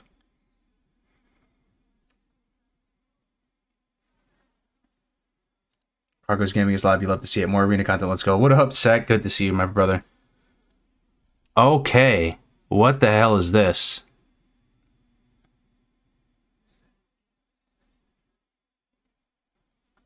This is shatter play, right? Not shadow play. Shatter play. I've heard of this. I don't think I've ever faced it in my life. So it's our Shaman Frost Mage, Shadow Priest. Correct me if I'm wrong, but I assume this is Shatter play. I've heard people talk about it before. I've just never played it personally. I think I'm feeling pretty fucking terrified as this melee cleave right now. That sounds like a horrendous time. Gets the sap on the mage, okay, kind of big. Immediately PI cleaning him up, like just stripping him, bro. Just getting him butt naked out in the open there. He just has a freaking frost armor to his name. And they're going mage. Gets the trinket already too. Garrote. They're just zuggity zug zug zug on that mage right now. Would you ever like go to the shaman? It's like Shiva mind numbing on him. Would you ever do that as a rogue? It's almost like a little like scuffed tongues you'd put on him, I wonder. The shamans just get so affected by that. Okay, priest is able to recover. Let's take a look at the incoming damage. Nobody's really getting melted quite yet. Water rally out in mid. They're on priest now. Sticking on the shadow. Shadows are... Shadow? So how do you... I mean, shadows get clapped for sure. But they do have a 15%, is it? 15% physical damage resistance. You know? So the rest of shaman we just talked about there are pretty chunky. Shaman... I mean, shadow is pretty chunky. You know, curious why they swapped here instead of just staying hard on the mage. Maybe he just blinked way out of range and there was just no way to connect to him. So they're going shadow for a bit here. Mage spamming ice lances into the warrior. Shaman connecting with the heal. Still has NS. Full kidney on the priest, trinketing it just a little bit late there into a garrote. Rivah doing an amazing job, just staying completely out of harm's way. Throws the silence on the warrior. What the hell is that about? Is that actually good? Is there some world where that's like decent? I guess they're both melee. You might as well, right? What does that prevent? There's probably some things that are classed as spells as a warrior. I guess Rivah is off in freaking Egypt, so there's no way to get that on him. Okay, so they're kind of oh, mage is in big trouble. He's taking huge damage. Mage dead. All right, warrior got pretty low there though. Gets to intervene back behind the pillar. Stabilized. GG. Adrenaline rush down the assassination talent tree.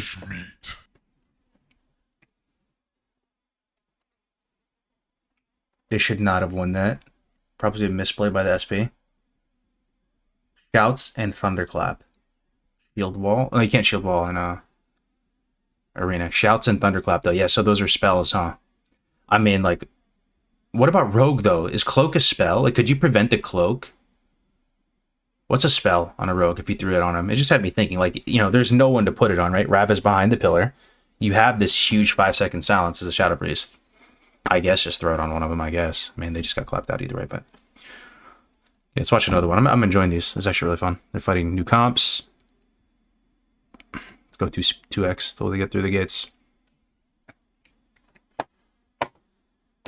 Keep in combat 2 for no charge.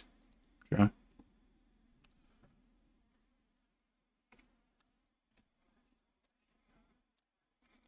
Interesting though. This is pretty rare to fight against warrior, rogue, priest. It looks pretty strong though. Okay, so we're gonna go back down to 0.5. All right, they're fighting a RMP. Everything looks normal. So, what if they land a poly on this priest? Isn't it fucking GG? Just thinking that if I'm the RMP, this priest is looking mighty CCable, right? There's a warrior, there's a rogue on the board.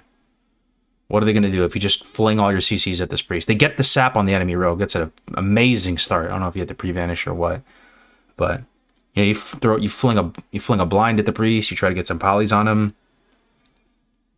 Okay, now they switch over, get the sap on the mage, and they're going priest. Rogue's running over to connect on the priest right now. Priest, mage in a full sap. I wonder if this priest is going to try to fear him. Doesn't bother. Pops the PI. Or no, PI's been going for a bit.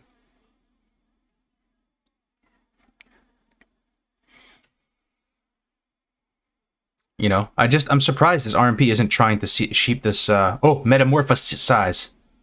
You see that? What is he sheeping? The warrior or just the stem damage for a bit? Stabilize? Rogue is just CCing this priest for now. Maybe the priest is trying to sheep the warrior or something just to stabilize the damage on the board. There's the blind. He's going to trinket this. He pretty much has to. You have to pretty much always just trinket blind or else you're going to get sapped out. Okay, there's the trinket. Poly him.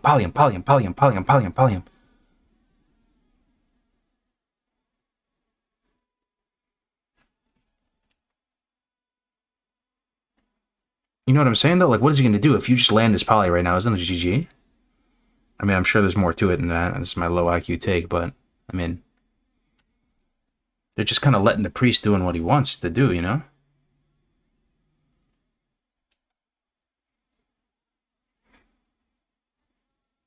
Isn't that the play? Just poly him? Alright, I mean, they're rinsing him here. Priest about to die. Our priest is dead. What do you guys think? Maybe there's something I'm not thinking about. I thought warrior doesn't get rage with the priest shield on him. Yeah, it definitely prevents the rage a bit, but I mean, they're gonna that shield's gonna be chewed through in like 1 second or something, and then we'll be back to getting rage as normal.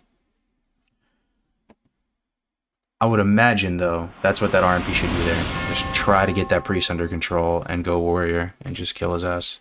Warriors are pretty decent kill targets. RMP didn't peel well enough. Yo, sup, Kiko? Thank you for that tier 1, man. Do appreciate it, brother. Thank you for the 5 months. RMP didn't peel well enough. Yeah, he still gets rage from hitting his target. True. Yep. Thanks, Kiko, man. All right. Yo, Uzbeki's playing right now, too. Let's see what Uzbeki's playing. Switch it up. This is actually live, too. He's playing DPR. I know, it feels a bit weird watching somebody's live stream without, like, asking them. Let's see. Let's, who can we watch? Look at Ozzy. Ozzy usually plays Warrior Druid. We haven't seen any Warrior Druid or anything. What is this? Is this Wrath? Level 80? Holy shit. Let's try to look at his old streams. Maybe we can find some Warrior Druid. Oh, let me sub to him. Sub to him. Wait for that. Play some Speank in the meantime. Does he play Warlock this whole... Yo, he lost? Speank lost the game? Oh, he's on Mage now. I don't think I've ever watched Speank on Mage. Oh, you know what this is? I think this is Palm Pyro Resto Shaman 2s. This is something that people thought wouldn't work at all. I'm actually really curious to watch this, if you guys don't mind. Palm Pyro Mage with an R Shaman. You don't see that every day. Then we'll watch some of Ozzy's Warrior Druid after. Alright, here we go. Fresh meat. So just thinking right off the bat, what are the synergies with a Resto Shaman? Why Resto Shaman with a Palm Pyro Mage? I mean, it's got to just be the Bloodlust, right? You're spamming more, just way more instant casts, way faster. Just the offensive purge, just playing hyper aggressive. Let's see what happens here. Okay. Any predictions, chat? Warrior Druid WD versus, what do you even call this? Palm Resto. Who's taking it? Let's see. Speank. Getting a little drink off. Warrior's coming out. Is he going to get the charge? Doesn't get the charge. Lances him real quick. Just immediately polys the Warrior. What is the Druid going to do? Warriors just get absolutely abused by poly. Oh my god, look at that damage! He one-shotted him. No, he's okay, he didn't one-shot him. NS? Okay, now we could be in trouble. Look at the damage, though. Holy smokes, that's actually so sad. The Druid can't even dispel him out of a poor Nova. He is Gnome, so he does have Escape Artist. Yeah, there's just so much damage flinging out in every direction. Is it an Ellie Shaman? Is that an Ellie Shaman, boys? I wonder how you can tell. I think the mana pool in Ellie is a little bit lower than Resto. That's usually how I tell. You know, like an enhance will have like 6k mana or something, and then like an Ellie for some reason has like 9k mana, and then a Resto has the most. No, it's got to be Resto, right? There's a mana tide here. And an NS. Okay.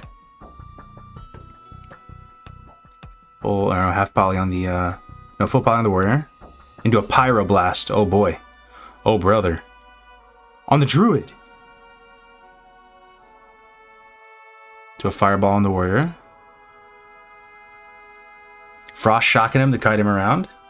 Very nice. Blinks out of that. Now warrior just expended intercept, so he shouldn't be able to reconnect here that easily. Gets the piercing howl on him though, so that'll close the gap a little bit. Yo, what's up, Jerome? Good to see you, man. I think that's Resto. He's Earth Shield. Oh yeah. This comp seems really not good. Let's see.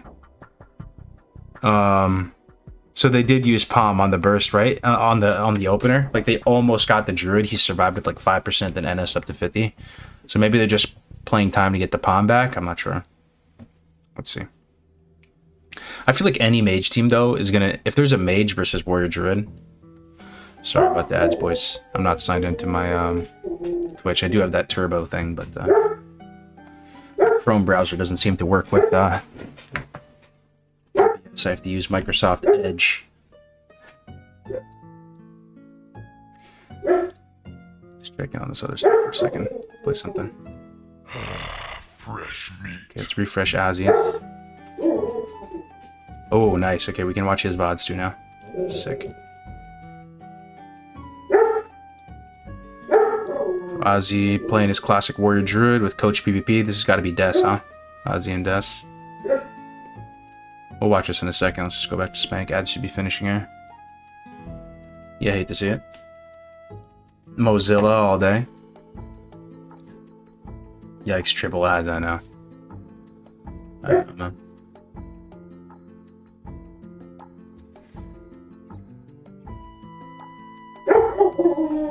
Okay, let's see. Somehow the warrior's low?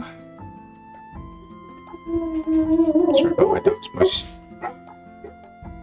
Let me check my dog real quick, 1 second.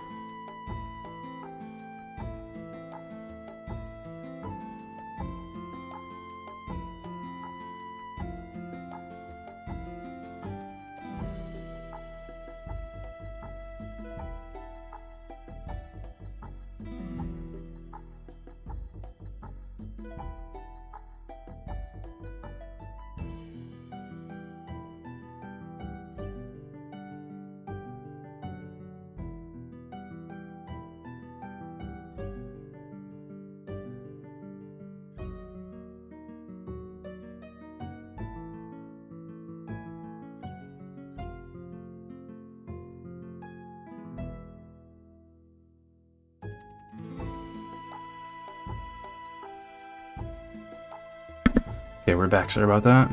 Oh! What the hell? They won! Who was saying this was a bad comp? I come back, I see 6k damage. Holy shnikes, they just waited for the Palm, man. Got him a little bit low, Palm came back. Here it is, here it is.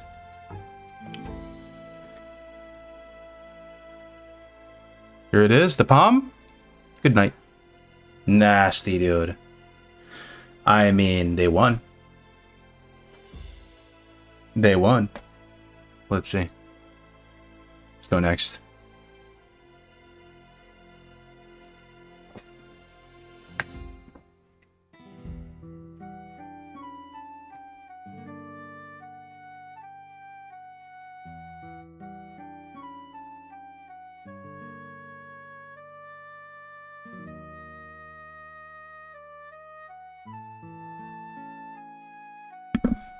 Alright, last one for me, boys, and then I got to take a little break, and then I'll be back for the Dark Portal in a bit here. Same team. Let's skip this one. We know the outcome. They Palm Pyro the Warrior and kill him. Actually, they go Druid here into the 5-second blanket CS. Oh my god. Oh my god. Gets the NS, though. Yeah, it looks like they're going to stabilize. Okay, let's go one more. Okay, they're fighting them over and over again. Okay, new team, another warrior druid. Let's find a non-warrior druid. Another warrior druid. Oh, I know KMW. I played against this guy on Windrunner. Plays with White Lies. That's 4-finger TV right there, boys. Okay, fighting a non-stop warrior druid over and over again, like 10 games in a row.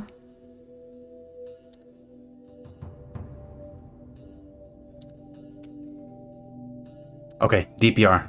Let's see. Like an actually very good S tier comp. Let's see how they do versus this.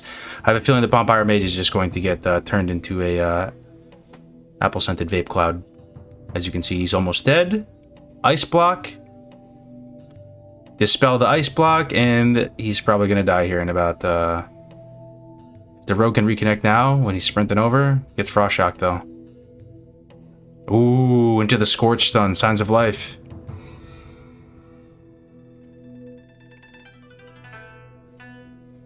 Okay, trading... Oh! Oh! Into the wand shot? Almost got him, actually. That was insane, dude. You can see how fast his reactions are. Just, Jeez, man. He was ready to just tap him with that wand real quick. Almost got him right there. Crazy, man. You just keep palm in your back pocket, wait for the right opportunity, and just burst. Nasty, though. The rogue has got traumatized right now. Okay, opening back on him again.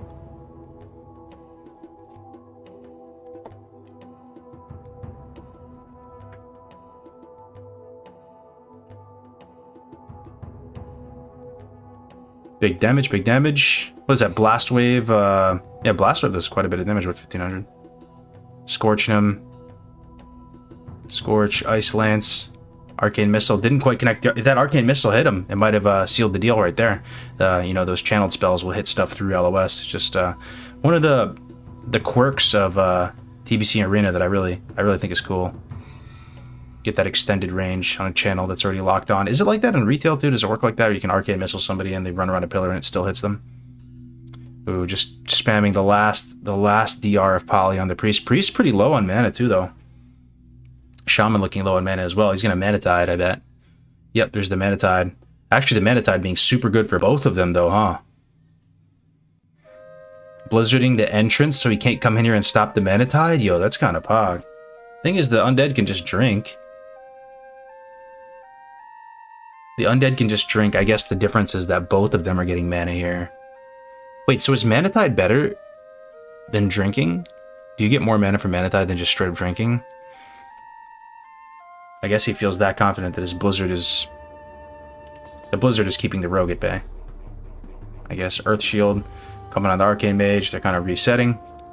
Going for a drink. They're brand new again. They're getting some value, just working their way back towards a new Palm. Let's see if we can find Palm in his bar, see how close he is to having it again. Ice blocks down for, ooh, into the Invis.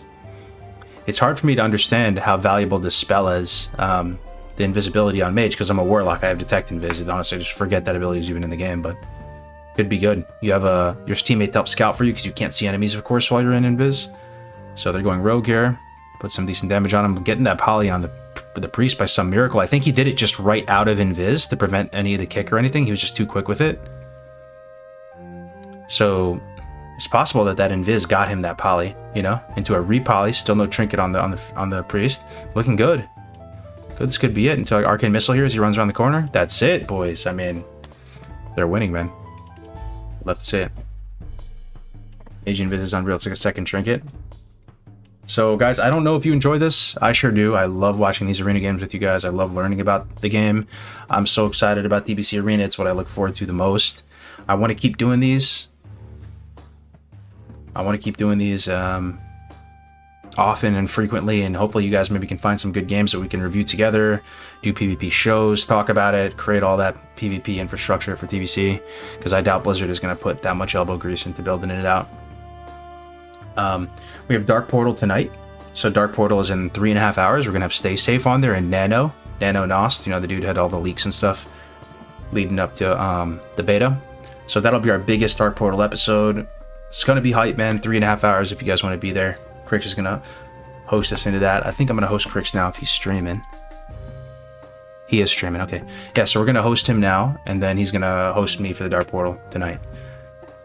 Thanks for watching, guys. See you next time.